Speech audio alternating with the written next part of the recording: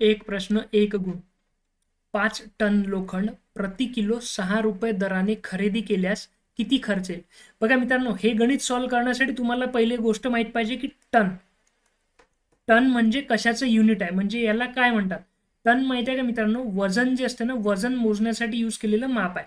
जसं तुम्ही नॉर्मली तांदूळ वगैरे आणता किराण्याच्या दुकानातून, तर तुम्ही काय करता, अर्धा किलो 1 किलो असं आणता. ठीक आहे, हे झालं नॉर्मल. मग किलो नंतर काय झालं मित्रांनो, जे शेतकरी मित्र आहे, शेतकरी विद्यार्थी आहे किंवा ज्यांच्याकडे शेती आहे, तर ते पोत्यामध्ये जेव्हा हे आणतं म्हणजे उत्पन्न काढतात, तर एक पोतं नॉर्मली ते 100 किलोचं भरतात. तर 100 किलो म्हणजे 1 क्विंटल झाला मित्रांनो. तर हे जे टन असते ना मित्रांनो, जेव्हा खूप जास्त वजन असते ना, तेव्हा हे टन यूज केले जाते.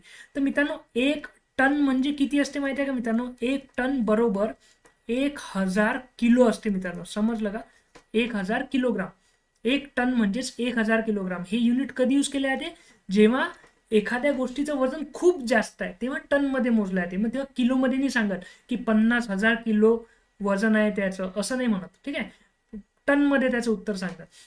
तर आता याला कसं करायचं सॉल्व मित्रांनो? बघा, दर काय दिलेला आहे मित्रांनो?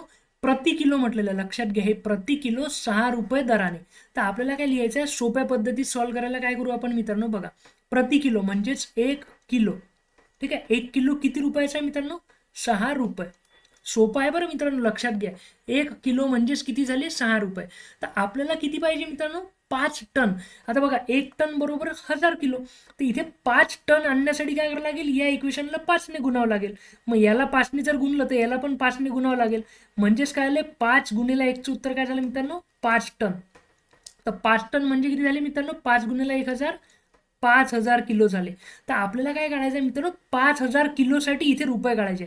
आता इथे 1 किलो आहे, तर आपल्याला 5000 आणायचे इथे. इथे काय करू आपण? याला 5000ने गुणणार. 5000 गुणिला 1 म्हणजेच 5000. तर आपल्याला 5000 किलोसाठीचा खर्च काढायचा आहे. तर 5000 गुणिला 1 म्हणजेच किती झाले मित्रांनो? 5000 किलो. ठीक आहे, 5000 किलो. मग याला जर 5000ने गुणलं, तर ह्या 6ला सुद्धा मला इथे 5000ने गुणावं लागेल मित्रांनो, इथे पण. समजलं का? तर हे काय भेटणार आहे मित्रांनो? इथे रुपीजमध्ये. ठीक आहे, तर 5000 गुणिला 6 म्हणजे 6 5 जा 5 6 जा 30. लक्षात घ्या मित्रांनो, 5 6 जा 30 याचे आले, याचा आणि याचा गुणाकार 30 आला, आणि याच्यावर किती शून्य द्यावं लागतील? टोटल 3 शून्य द्यावं लागतील. 1 2 3. म्हणजे उत्तर काय यायला पाहिजे मित्रांनो? जेव्हा तुम्हाला 5 टन लोखंड विकत घ्यायला जाल, तेव्हा तुम्हाला काय पडेल? 6 रुपये किलो प्रति किलोच्या दराने 30,000 रुपयाचं घ्यावं लागेल आपल्याला. 30,000 रुपये आपल्याला खर्च करावे लागतील, मोजावे लागतील. तर इथे बघा, प्रश्नामध्ये ऑप्शन्स कन्फ्यूज देण्यासाठी असतात. काही कुठे चूक झाली तर चूक नाही झाली पाहिजे. 30,000 कुठे दिसत आहे मित्रांनो? आहे इथे 3 शून्य, नंतर इकडे 30 वर 3 शून्य. समजलं का? Option C.